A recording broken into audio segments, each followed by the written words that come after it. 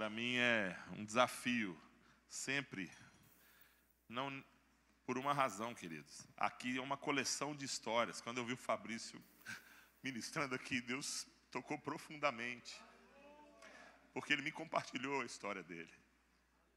E vendo ele falando, né, convidando os irmãos a adorar, né, a entrar no Santo dos Santos, e ir para essa região mais íntima aí, né, com Jesus, é muito forte para mim.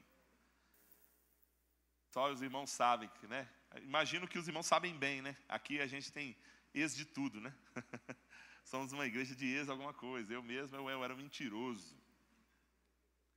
Sou um ex-mentiroso, graças a Deus. Não existe. Agora eu sou um verdadeiro homem de Deus. Aleluia. Todo mundo, né? É assim. Queridos, para quem não sabe, essa turma aí é a turma 1 do Adore Academy. Pode ser aqui, meu amigo. Obrigado. Acho que vai ser melhor aqui, né?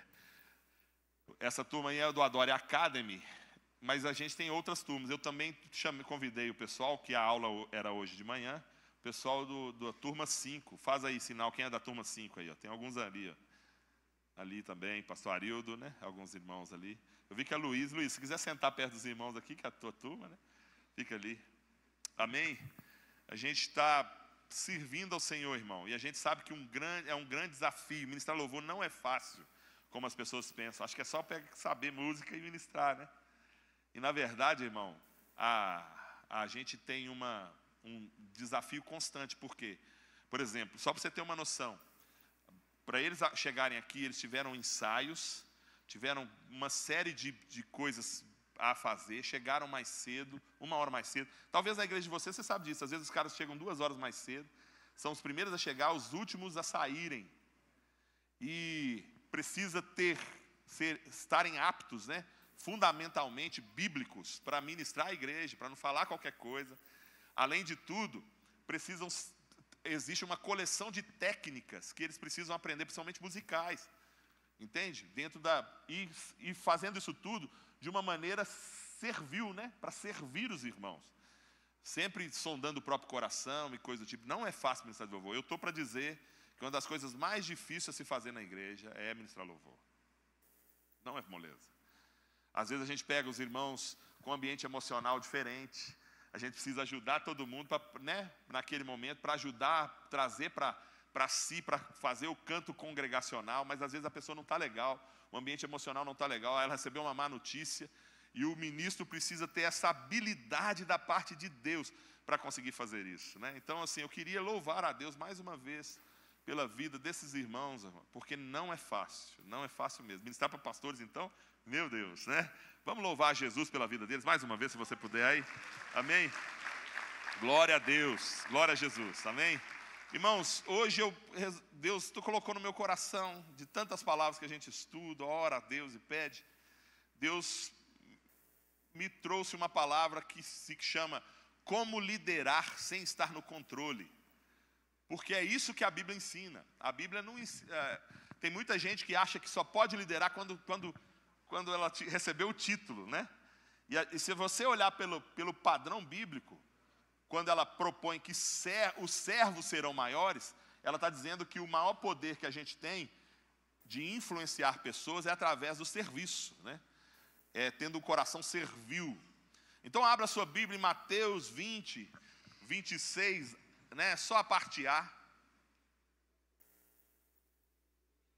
Eu vou falar sobre isso, como liderar sem estar no controle. E é uma palavra para líderes mesmo, para pastores, para que você absorva comigo.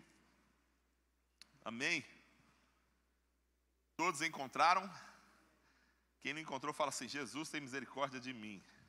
Aleluia, todo mundo encontrou, né? Então vamos lá. Já até o telão, né? Só aquela parte A ali, até o ponto e vírgula. Não será assim entre vós. Essa palavra aí.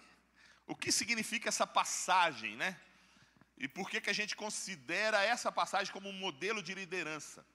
Eu disse da última vez que eu estive aqui falando para pastores, eu falei o seguinte: olha, liderança, quando a gente fala assim, liderança servil, é um pleonasmo do ponto de vista bíblico. Porque toda liderança bíblica é servil. toda, não tem outra. Não tem liderança de títulos. A liderança ali é de servo mesmo. Então, por que Jesus fez questão de diferenciar esse estilo de liderança do modelo humano? O modelo humano é um e o modelo de Jesus é outro. E ele fala até mesmo nessa passagem aí, coloca de novo, Augusto, por favor. Olha que interessante. Mas todo aquele que quiser entre vós fazer-se grande, que seja o vosso serviçal. Se a gente começar a ler a partir do 24, por favor, a partir do 24, olha o que vai dizer. E quando os 10 ouviram isso, indignaram-se contra os 2 irmãos. Agora o 25. Então Jesus, chamando para junto de si, disse: bem sabeis que pelos príncipes dos gentios são estes dominados, e que os grandes exercem autoridade sobre eles. Ele está dizendo, o maior domina sobre o menor, o rei sobre o seu súdito, o líder domina sobre o seu liderado. Mas aí ele joga uma palavra que muda tudo. Ele fala agora o quê? Entre vocês não é assim. Mudou tudo.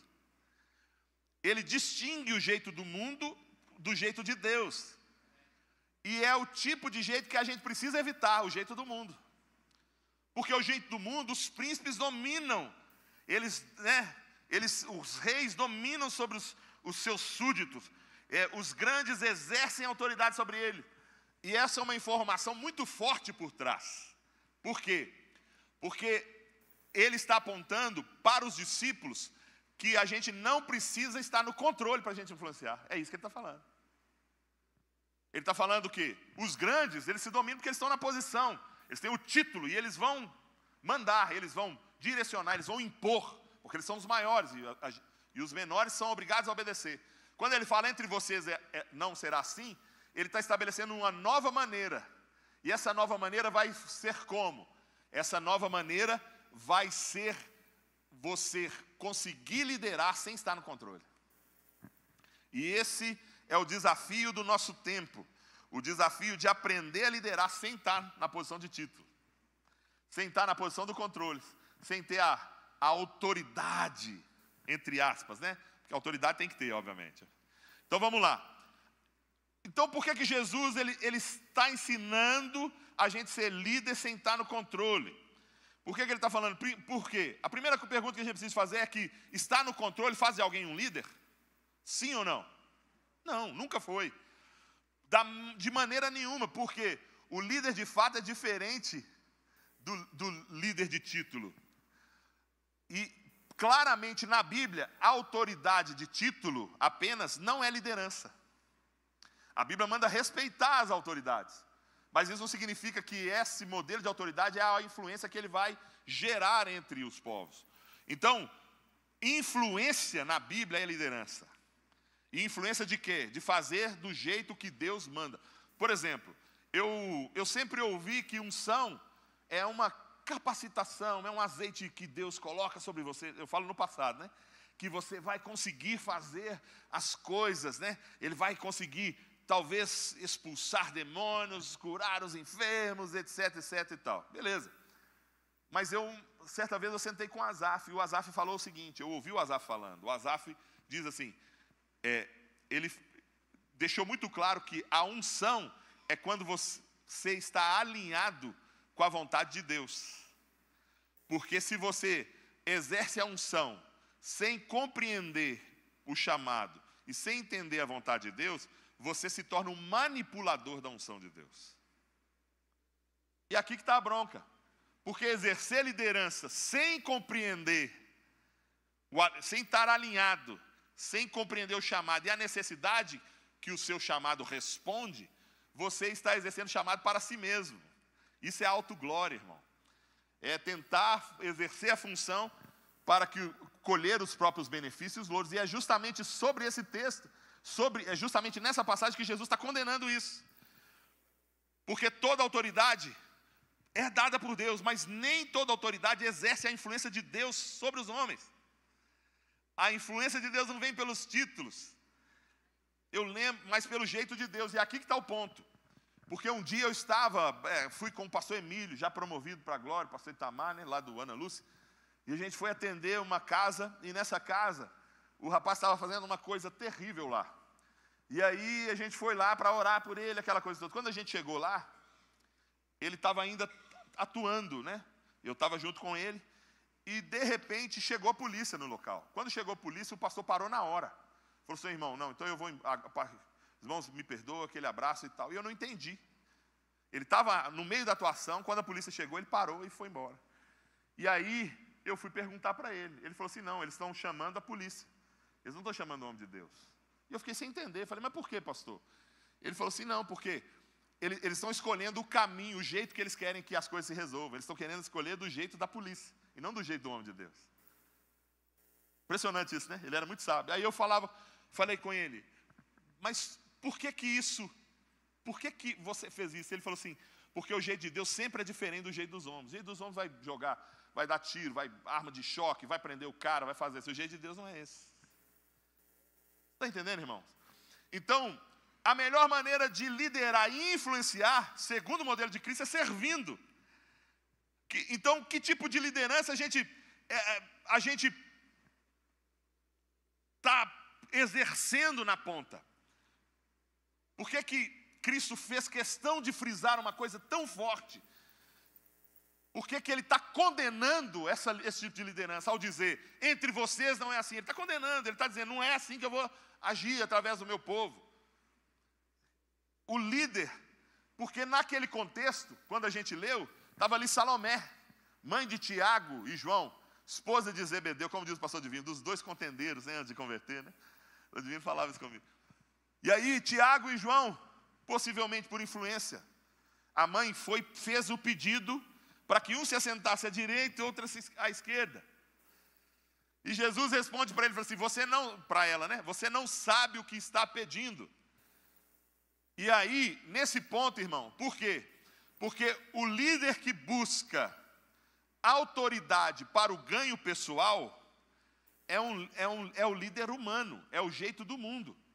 Então, quando ela vai, mesmo que adorando de maneira interesseira, faz o pedido para os seus filhos, ela não está entendendo. E por isso ele chamou a atenção de todos. Porque não era um pensamento só dos dois, como parece. Era um pensamento dos 12, ao melhor dizendo. Todos eles ainda não estavam entendendo a maneira de Deus. Basta olhar. Em várias passagens Jesus chama a atenção, porque eles não estão entendendo o estilo e a maneira de Deus. Olha, o próprio Tiago e João mais uma vez. Certa vez eles passam por Samaria e aí ele está como semblante, como fosse para Jerusalém. Chegando, Jesus pede para um mensageiro ir à frente e olhar uma estalagem, para ele se hospedar. Chegando eles à frente, né, eles pedem para a estalagem, os samaritanos não recebem. E aí volta e fala para Jesus. Os dois, Tiago e João, ouvem aquilo e falam assim, por que a gente não faz como Elias e ore para que desça fogo do céu e mate todo mundo? E aí Jesus volta para ele e faz uma afirmação que é muito séria. Jesus volta para ele e fala assim, de que espírito sois vós? Melhor, eu estou perguntando, né, mas ele está dizendo, de que espírito sois vós? Não sabeis que o Filho do Homem não veio para matar, mas para salvar? A natureza do reino é diferente, irmão. A natureza do reino, as coisas do reino é diferente. Não é forçado. O jeito certo é esse. Os melhores líderes são aqueles que lideram como servos. São aqueles que compreendem como Deus os chamou. Isso vai envolver um monte de coisa. Porque liderar como servo vai exigir que o seu estilo de vida seja sacrificial. Olha Pedro. Pedro largou tudo, seguiu Jesus. Os outros falou, vai abandonar ele. Ele falou, não, eu não abandono o Senhor, não, eu vou estar junto. Jesus falou assim, olha, ferirão o pastor, as ovelhas se dispersarão, e vai falando um monte de coisa. Ainda que os outros abandonem, eu não abandono. E aí ele chega e diz o quê? Quando Jesus manda comprar 2 espadas, uma espada cai na mão de Pedro. O que Pedro faz quando vai pegar Jesus, as pessoas vão pegar Jesus? Corta a orelha. E aí Jesus volta para Pedro e ensina ele uma lição valiosa. Falando assim, olha, eu podia rogar ao Pai, 12 legiões mais 1 de anjos podiam vir me defender. Mas aquele que com a espada fere, com a espada será ferido. O jeito dos homens é assim, o meu jeito não é assim. E tem, irmãos, e isso significa muito, porque Pedro, ele achou que dava para ser crente do jeito carnal. Ele achou que dava para fazer as coisas do jeito dele. Mas a gente não faz igreja, não é pastor, não é líder do nosso jeito, mas do jeito de Deus. E aqui que está o ponto. Tem muita gente que precisa vencer essa tentação de exercer o seu chamado na carne. Porque esse é o chamado. O chamado da gente não é para ser exercido. A gente não pode terminar, né, pastor Toniel? Não podemos terminar na carne aquilo que o Senhor começou no Espírito. Aqui que está o ponto. Então, o líder que quer subir na vida usando a fé é um líder que não está apto para o reino. Nós não contamos os números de membros da igreja para saber o número de dizimistas. Nós não estamos preocupados com isso, estamos preocupados em cumprir a vontade do Pai e deixar que Ele sustente você, sustente a mim. Aleluia? Então, nós precisamos compreender essa advertência de 1 Pedro 5, do 2 ao 4, que todo mundo, os pastores conhecem de cor, salteado. Essa advertência, olha o que ele diz. Pastoreiem o rebanho, 1 Pedro 5, 2 ao 4. Pastoreiem o rebanho de Deus que está aos seus cuidados. Cuidem dele, não por obrigação. Aqui já é um chute na canela, irmão, não por obrigação. Eu lembro sempre de uma história, que chegaram uma vez para o pastor, no domingo de manhã, pastor Hélio, chegaram para o pastor no domingo de manhã, e falaram o seguinte para ele. Pastor, eu já contei a piada pelo fim, não vai dar certo. Mas a história é a seguinte, vou contar assim mesmo. A esposa chegou no marido de manhã e falou assim, olha, você precisa abrir a igreja. Ele falou assim, me dê 2 motivos, me dê 3 motivos para abrir a igreja. Primeiro, você tem a chave da igreja. Tá bom, me dá o segundo motivo aí. Segundo, hoje é domingo, dia do Senhor. Aí ele falou, tá bom, mas me dá o terceiro motivo. Você é o pastor da igreja. Quando a gente começa a exercer o chamado na obrigação, irmão, é um problema. Significa que já está faltando a chama. E olha o que ele está falando assim, não faça por obrigação, mas de livre vontade, como Deus quer. Não faça isso por ganância, mas com o desejo de servir. Não haja como dominadores do que lhes foram confiados, mas como exemplos para o rebanho. Quando se manifestar o Supremo Pastor, vocês receberão a imperecível coroa da glória. Há uma confusão na igreja. A igreja pega o Velho Testamento e lê como se as promessas fossem para nós, mas é para Israel. As promessas do Novo Testamento, as promessas para a igreja, são todas futuras. Ao que vencer, ao que vencer, dar-lhe-ei a coroa da glória. Olha o que está dizendo aí. Quando manifestar o Supremo Pastor, vocês receberão a imperecível coroa de glória. Essa leve momentânea tribulação não há de se comparar com a glória que há a ser revelada. Tudo futuro. Só que a gente, o quê? Começa a esperar dessa terra e de pessoas aquilo que a gente devia estar esperando de Deus. Então, as diretrizes aqui, não faça por obrigação, não por ganância, mas com desejo de servir. Não haja como dominadores, mas como exemplos. Você não tem que me obedecer porque eu mando em você. Não, você tem que me obedecer porque eu te dou esse exemplo. É diferente. Então, a palavra forte aqui é servir e exemplo. As duas. Servir e exemplo. O estilo de liderança. Então, a primeira coisa para você aprender a liderar sem estar no controle é ser um grande servo e um exemplo daquilo que prega. Eu já disse que eu disse aqui, acho que da última vez, que se viesse aqui dar palestra de casais, o Fábio Júnior, imagina, vocês iam aceitar? Porque não é exemplo. É diferente quando alguém passou por algo, venceu. Por que eu fui muito tocado com o louvor, sabendo Fabrício? Porque eu sei da história dele. E vendo ele aqui, eu sei que ele passou por algo e venceu. Está entendendo? E eu abençoo para que ele continue vencendo e rompendo. Ele, a casa dele, em nome de Jesus. Vocês estão me entendendo, meus irmãos? A segunda coisa, o primeiro ato é servir exemplo. O segundo, consciência de que ponto que você está na caminhada cristã. Faz toda a diferença. Por quê? Para alcançar o quilômetro 32, você precisa saber em qual quilômetro você está. Para alcançar o quilômetro 42, você precisa saber onde está. Quem aqui já foi em shopping? Nas entradas do shopping, tem aquele mapa que fala assim, você está aqui. Aí quando você ir na determinada loja, você precisa saber onde você está para poder né, ser direcionado para aquele lugar. Então, muitas pessoas estão querendo já chegar no quilômetro 42 sem começar pelo primeiro quilômetro. E aí, eu estou me referindo a líderes, a pastores, a gente mesmo. Por quê?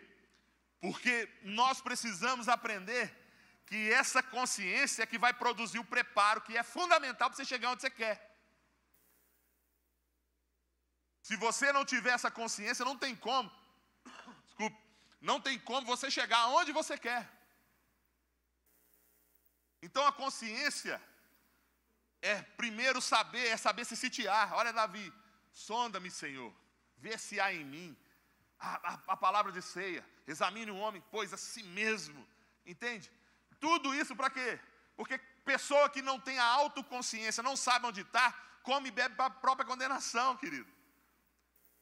O evangelho não é para você tentar ser alguma coisa que você não está preparado para ser. Existe uma envergadura que a gente precisa alcançar. Existem coisas e bênçãos que estão sobre a vida do pastor divino que eu ainda não alcanço. Entende? Porque tem uma estrada, tem um exemplo, tem uma história que ele passou. Eu não pisei nos mesmos lugares que ele. Ele era, né, magro, feio, lá de Caratinga, como ele mesmo. Olha só, está bonitão hoje. Está bonitão, não, eu queria completar. Então, por onde começar? É o desafio. Compreensão de que seu chamado responde uma necessidade. Aí é o lugar. Tem muita gente que é chamado, mas não sabe qual necessidade o seu chamado responde. Todo chamado é para responder uma necessidade. Sabia disso? Percebo que muitos acreditam que foram chamados por Deus, mas não têm consciência de qual necessidade eles estão respondendo no momento. Não sabem os problemas da região, não sabem aonde a coisa está. Tá assim, não, eu fui chamado por Deus, mas aonde você está? Para onde você está indo? De onde eu vim, para onde eu for, né? Então, o exemplo aqui, um exemplo para você ver. Eu vou citar alguns exemplos. Noé. Deus escolheu ele devido à condição pecaminosa do homem. Toda a humanidade corrompida, achei um homem justo, que gerou graça aos meus olhos, esse moço, Noé. Ficou estranho, né? Esse moço Noé. Esse moço, né? Esse homem de Deus, o Noé, né?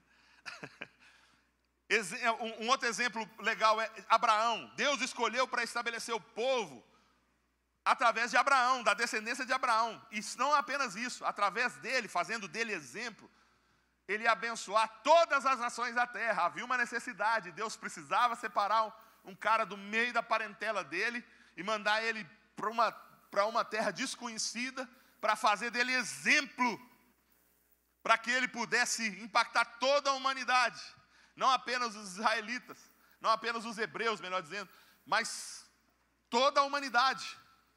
Agora, qual que é o problema? O problema é que, às vezes, as pessoas querem ser chamadas, mas não sabem da necessidade do local. Moisés foi chamado por quê? Porque tinha necessidade de libertar o povo do Egito. Agora, quando não há necessidade, dá problema. Quer ver um exemplo? Saul. O povo quis eleger um rei. Não tinha necessidade. O que aconteceu? Problema. Mas quando gerou Davi, havia uma necessidade de um homem, um rei segundo, um governante segundo o coração de Deus. Aí Davi veio e deu certo. Então o chamado, ele responde necessidades. Eu lembro de eu chamando alguns discípulos e falando para eles: olha, querido, deixa eu falar um negócio para você. Qual é a necessidade da região? Aí eles descobriram um tempo atrás, esses discípulos são lá de Ibirité, eles descobriram um tempo atrás que a necessidade que havia lá é porque houve, durante um tempo, um investimento das trevas muito grande, a Ibirité era campeã de divórcios no estado de Minas Gerais. Aí eu falei, aí é uma necessidade que a igreja pode entender. Vocês têm um bom casamento, então aumente a estatura de vocês e comece a fazer a igreja chegar nesse nível. Então, esse é o exemplo. O exemplo claro de que quando há necessidade, há um chamado, e o seu chamado responde, é uma resposta de Deus para aquela necessidade. Então, essa autoconsciência de você saber que o seu chamado responde a alguma coisa, é também um passo importante para você aprender a ser líder sem estar no controle. Outro exemplo, que eu gosto muito, é que a gente precisa aprender a eliminar os pontos cegos do nosso ministério. Irmão, isso aqui é uma revelação que Deus me deu.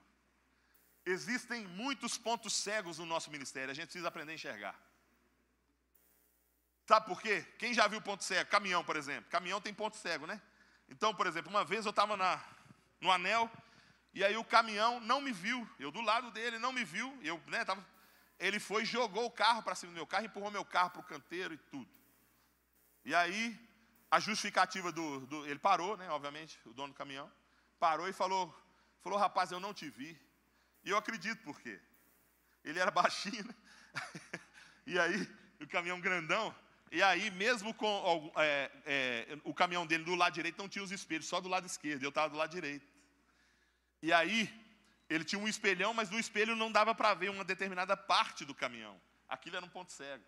Quantos de nós temos pontos cegos no nosso ministério? Coisas que estão atrapalhando a gente de desenvolver e de fluir, e a gente não sabe que existe. Aqui que está o ponto, irmão. Tem um ditado antigo que fala assim: o que você não sabe não pode te prejudicar, é um engano. O que a gente não conhece já nos prejudicou. E vou te dizer mais, continuará a te prejudicar se você não descobrir. É preciso claramente pedir revelação de Deus e fazer diagnóstico do próprio ministério, para saber onde estão os pontos cegos, para a gente poder fluir e corromper. Então, um exemplo que eu posso destacar aqui é o exemplo do profeta Isaías. O profeta Isaías, para mim, mexe com meu entendimento. É o maior profeta messiânico. Mas se você vê aonde ele tem a visão da sua realidade, está lá no capítulo 6. Se você acompanhar a história, a Bíblia deixa claro que ele foi profeta no tempo do rei Uzias. Mas ele só aprendeu a ver e ouvir o Senhor depois que o rei Uzias morreu. O que também é um problema, né? Significa que existem líderes tampões na nossa vida que às vezes impedem da gente ou aprender a ouvir o Senhor e crescer, que é o caso de Isaías. Ele se escorava tanto na ideia do rei Uzias ser um líder forte e impedir os inimigos de entrar, que quando o rei morreu, ele se desesperou e foi orar. E aí ele foi orar, chega no templo, Deus dá a ele uma visão, mostrando o quê? O verdadeiro rei está assentado no alto sublime trono. A palavra assentado é diferente de sentado. Sentados estão vocês. Assentado não, está estabelecido no trono. E aí ele está assentado no alto sublime trono. É tremendo, irmão. E ele é sentado no alto sublime trono e ele vê assim, o verdadeiro problema, seus olhos não é seu problema. O rei ter morrido não é problema para Deus, porque o verdadeiro rei está assentado. E ele tem a visão correta da coisa. E aí ele percebe que aquilo que ele está achando que é um problema, é outro o seu problema. Ele percebe ele acha que o problema é o rei ter morrido, mas Deus mostra para ele que ele é um profeta de lábios impuros que habita no meio de um povo de impuros lábios. Que profeta é esse, irmão? Que os lábios são impuros. Que loucura. Se você ler o capítulo 1, fala que claramente que ele foi profeta no tempo do rei Uzias. E aí chega no capítulo 6, o profeta tem lábios impuros. O profeta, que é conselheiro de um rei, ele usa o quê? Da boca para aconselhar. E olha a visão dele. Qual que é a visão dele? Que ele é um homem ele usa a boca, mas a boca dele está impura. Então, ele tem um ponto cego na vida dele, porque ele acha que a maior virtude dele, na verdade, é o maior problema dele. Isso é problemático demais para o ministério. Quando você começa a achar que sua retórica é boa, seu jeito de pregar é bom, é justamente ali que está resistindo o seu pior problema. Quando eu olho para esse texto de Isaías, eu vejo que ele foi um profeta que Deus teve muita misericórdia, porque talvez conhecesse o coração dele. E quando ele vê o rei, ele vê que o rei está rodeado por serafins, clamando: santo, santo, santo é o Senhor dos exércitos. Irmãos, é muito forte. A palavra ali é uma visão, né? E se já viu o serafim que precisa de 6 asas? Anjo nenhum precisa de 6 asas. A lei da gravidade não aplica esse anjo não, irmão. Você entende? 6 asas é um símbolo do número humano. Está mostrando que os homens transformados por Jesus é que proclamam a santidade. Não é à toa que você tem essa oração.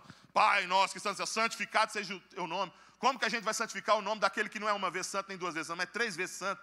Há um nível de comparação. É um pedido de socorro. Me ajuda aqui na terra a fazer o seu nome santo. E aí ele está tendo essa visão e chegando à seguinte imagem da coisa. Ele começa a enxergar que a realidade é a seguinte: ele precisa estar proclamando a santidade do Eterno, e ele é um homem de lábios impuros que habita no meio de um povo de impuros lábios. A primeira coisa que ele pensa é o seguinte: vou morrer.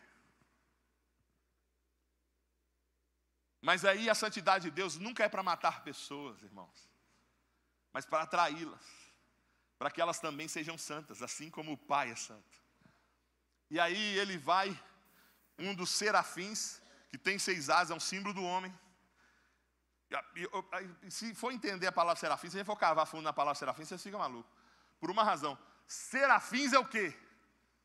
Serafins é ardente, mostrando o nível de intensidade que a gente precisa estar proclamando a santidade de Deus entre os homens. É um símbolo.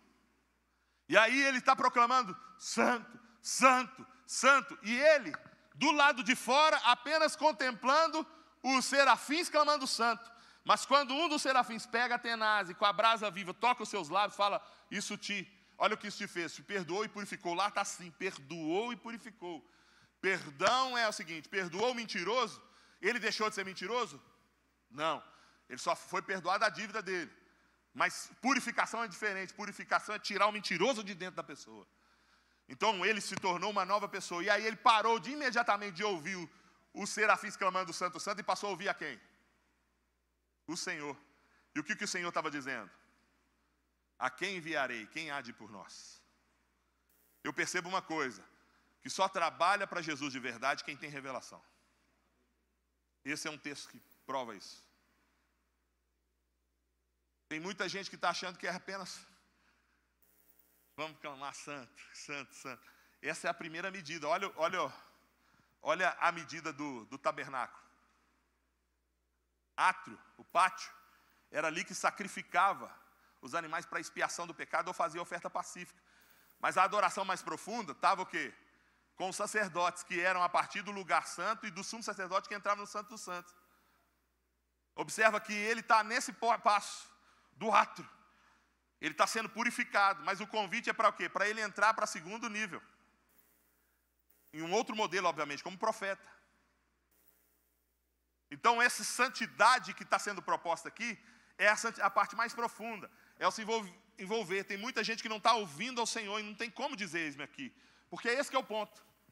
Tem muita gente dizendo eis-me aqui sem aprender a ouvir o Senhor. E a Bíblia está deixando claro que antes de dizer eis-me aqui, a gente precisa aprender a ver e a ouvir o Senhor. Então, o ponto cego do ministério de Isaías está aí. Ele é um profeta, mas o lábio é impuro. Ele está achando que está fazendo grandes coisas, que o problema dele era o rei ter morrido. Mas Deus está mostrando assim: eu tenho algo ainda mais excelente para fazer através da sua vida. E não à toa se tornou o maior profeta messiânico, porque eliminou o ponto cego. Talvez hoje você está aqui, está com um ponto cego no seu ministério. E Deus quer eliminar nessa manhã, para te fazer romper a outros níveis em seu ministério. Então, uma das coisas mais tremendas é que o desafio aqui é a gente aprender. Vamos recapitular. Primeiro o seguinte: a gente precisa gerar essa mentalidade da verdadeira liderança cristã, que é servir e ser exemplo. Segundo, a gente precisa saber onde a gente está na fila do pão. A gente precisa saber onde a gente está. Da caminhada cristã, é uma carreira cristã. A Bíblia fala que a gente está rodeado de tão grande número de testemunhos, mas a gente está correndo o quê? Uma carreira, olhando fixamente para o autor. Hebreus 12 está dizendo isso. É uma carreira, é uma corrida. É algo que você tem que chegar na linha de chegada.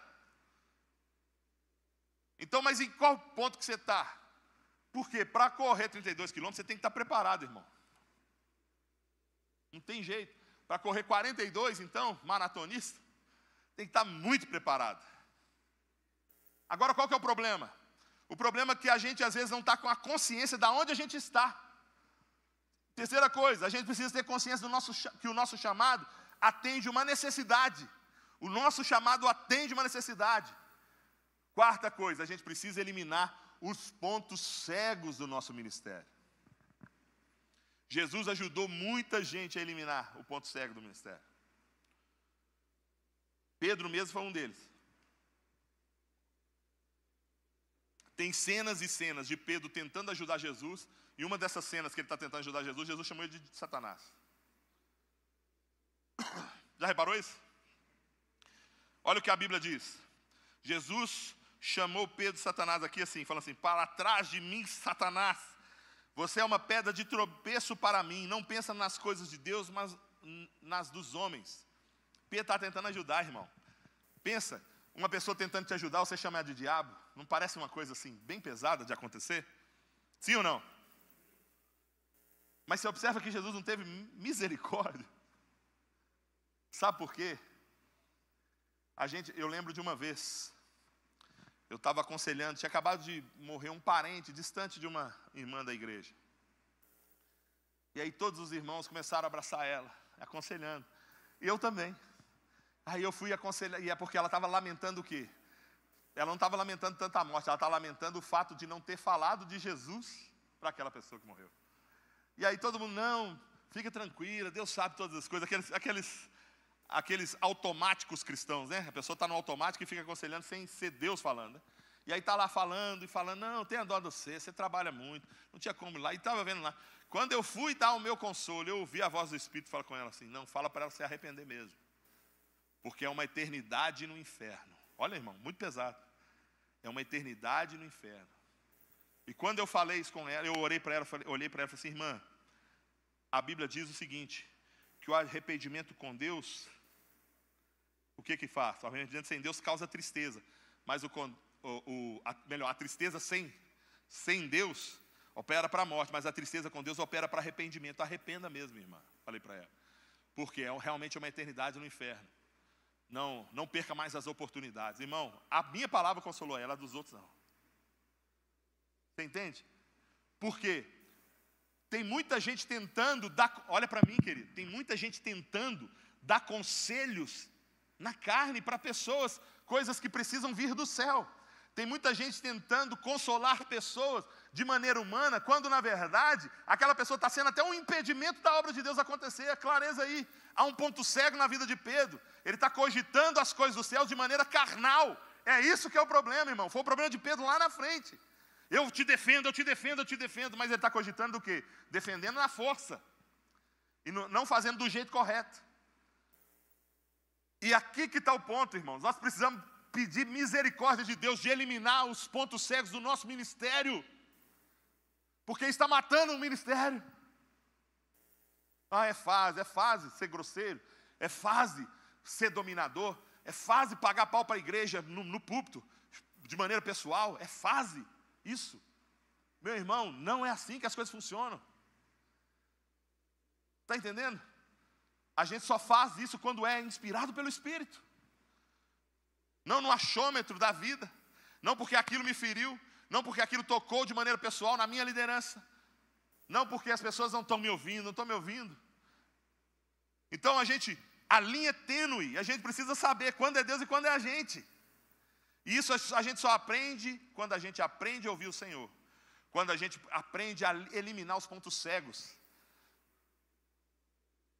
Pedro, sem saber, estava atrapalhando, irmão.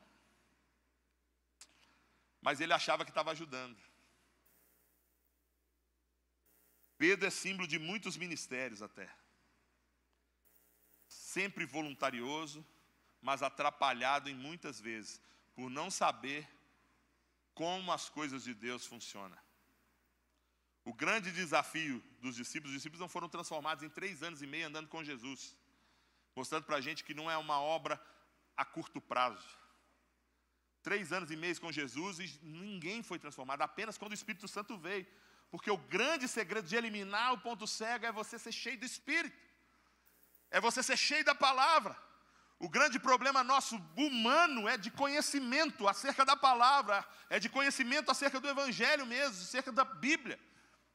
Só que muitas pessoas não têm entendimento de uma coisa que é grave. Eu não sei se você sabe, mas, por exemplo, a festa do Pentecoste, ela celebra 50 dias da Páscoa até a entrega das tábuas da lei. Das tábuas da lei. Ok? 50 dias, 50 dias. Por isso Pentecostes. É uma festa agrícola. E está mostrando o quê? São 50 dias. Ok? Agora observa um detalhe. O Pentecoste no Novo Testamento acontece a Páscoa. E o Pentecoste acontece onde recebe o Espírito Santo. Você acha que é diferente? Se tudo é um símbolo ou um apontamento para o futuro?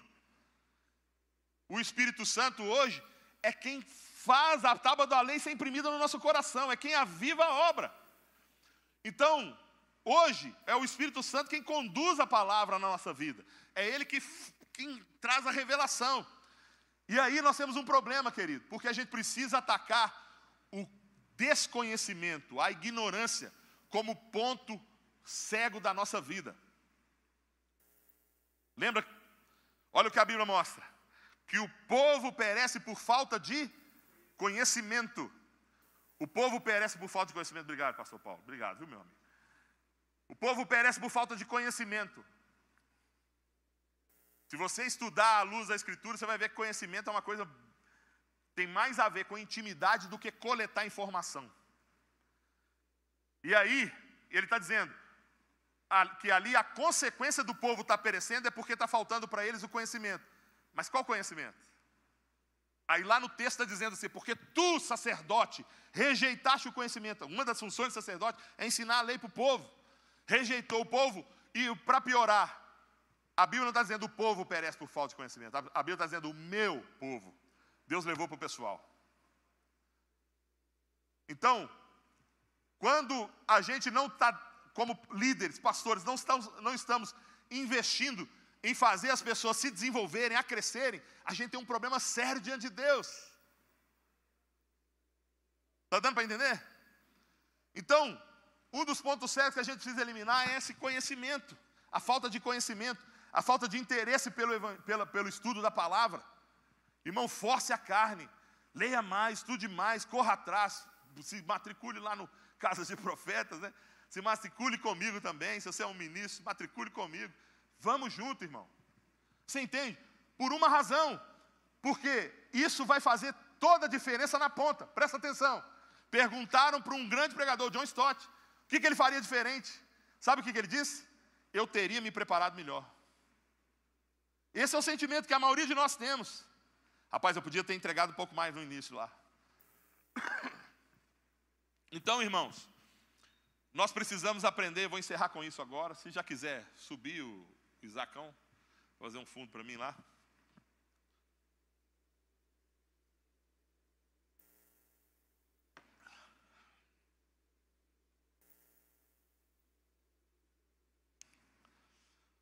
Uma das coisas que me chama muita atenção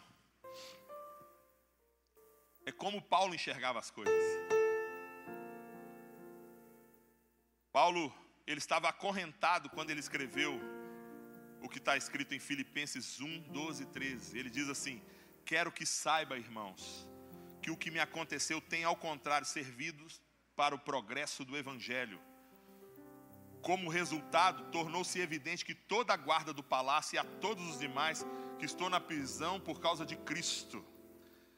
Paulo estava preso, estava acorrentado. Um homem que era livre, que tinha poder e autoridade. Ele estava dentro da prisão. E ele estava completamente contente e satisfeito em Cristo, levantando a cabeça em meio à situação difícil, porque ele tinha consciência de que aquilo fazia parte do seu ministério. Não havia ponto cego. Paulo, ele enxergou oportunidades à frente. Suas correntes indicavam uma bênção, mostrando claramente que ele estava avançando nos propósitos de Deus. Sabe o que eu aprendo, irmão? Que a sua maneira de ver as coisas é mais importante do que a tragédia. Sabe o que eu aprendo, irmão? Sua perspectiva é mais importante do que qualquer calamidade.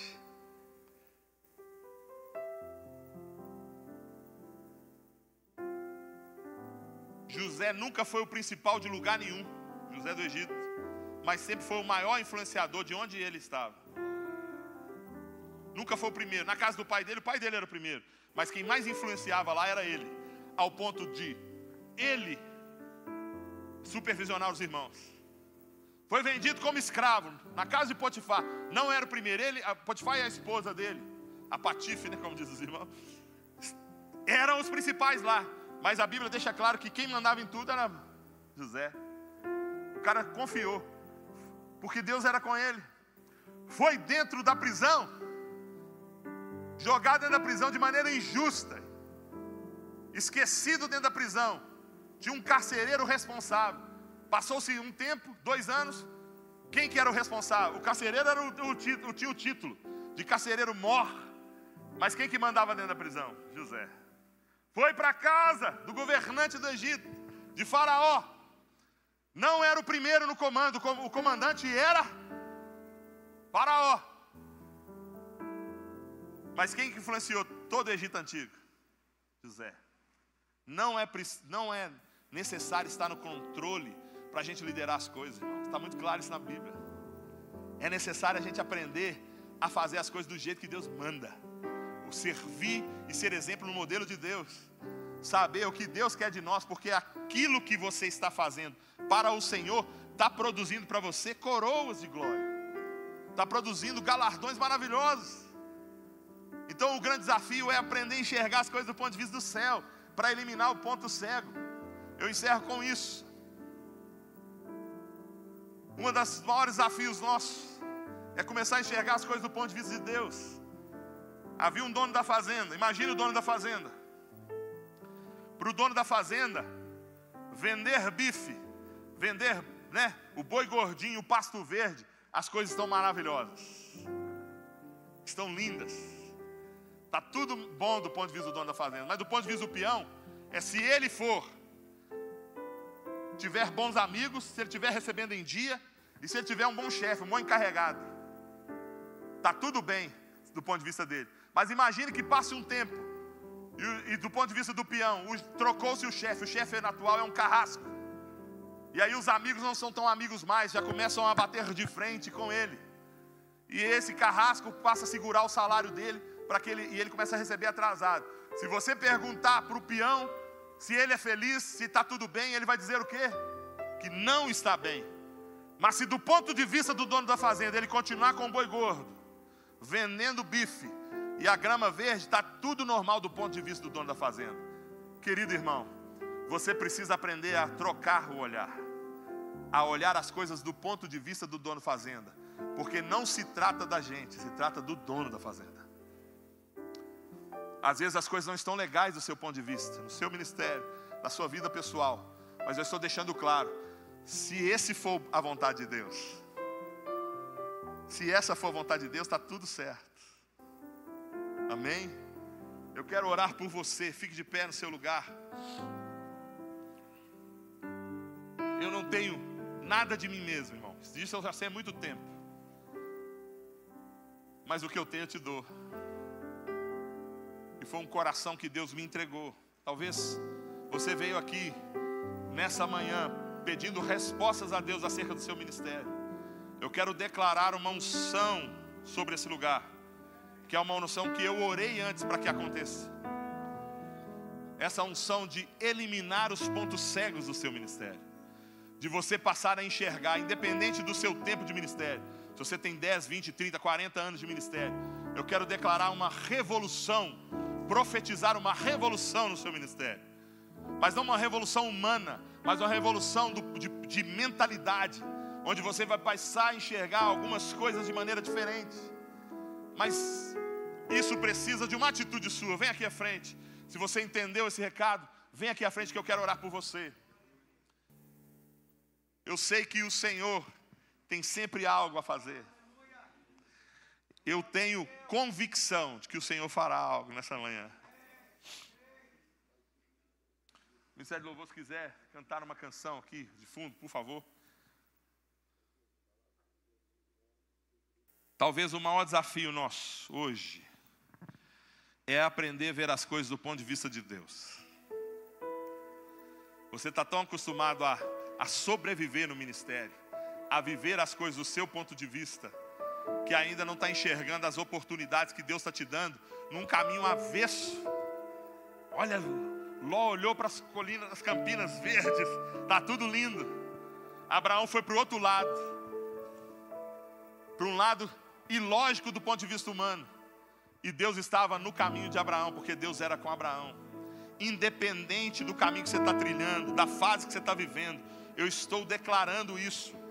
Você está no processo de Deus, no ponto de Deus. O que importa é você estar fazendo e caminhando de acordo com a vontade de Deus. Talvez você está vivendo uma fase hoje que não está entendendo. Eu lembro sempre da mesma história, pastor Divino. Eu lembro dessa história sempre porque ela tem muito significado para mim. Certa vez, eles colocaram pés de eucalipto para crescer numa região que ventava muito. E esses pés de eucalipto não cresciam todo o seu potencial. E aí o dono daquela região decidiu procurar ajuda para fazer o pé de eucalipto crescer todo o potencial. E aí ele consultou os especialistas orientaram ele a colocar uma redoma para cortar o vento dos pés de eucalipto. E aí quando colocaram a redoma, o vento batia naquela redoma e desviava. E aí aconteceu uma coisa: os pés de eucalipto conseguiram crescer e atingir todo o potencial. Aí era a hora de tiraram a redoma. Primeiro dia tudo bem, segundo dia tudo bem, terceiro dia veio o vento forte e derrubou tudo. E eles foram tentar entender. E aí eles foram estudar e perceberam uma coisa: que era justamente os ventos fortes que faziam crescer para baixo, crescer raízes fortes. O tempo difícil é um treino de Deus. O deserto, a provação, é o lugar que Deus escolheu para te treinar. Talvez você não tenha crescido todo o potencial, porque você está no meio desse treino, para aprender a ter fundamentos fortes, raízes fortes. Pastor, eu estou declarando em Jesus que a partir de hoje muitos ministérios se romperão, muitas almas virão, porque você estará preparado para viver o novo de Deus, entendendo que não se trata de você, não se trata de números, se trata de cumprir a carreira, o chamado e responder à necessidade do povo. Feche os seus olhos e comece a orar aí no seu lugar, falando com Deus. Começa a falar com Deus aí. É seu tempo agora com Deus.